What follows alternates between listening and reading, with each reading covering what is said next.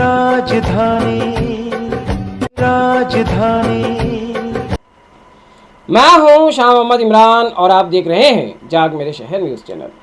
22 मई 2023 की दोपहर 2 बजे से 2:30 बजे के दरमियान मालेगांव मनमाड़ रोड पर वराना गांव के करीब एक ट्रक में भयानक आग लगने का मामला पेश आया, जिसमें ट्रक पूरी तरह से जलकर खाक हो गई है।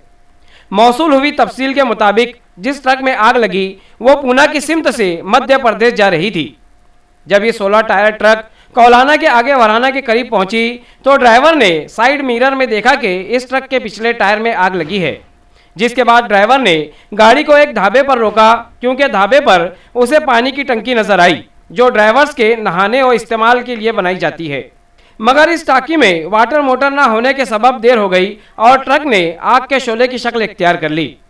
ड्राइवर से मालूमात हासिल करने पर पता चला कि इस ट्रक में शक्कर भरी हुई थी जो कि मध्य प्रदेश जा रही थी। इस ट्रक के साथ वो भी जलकर खाक हो गई है।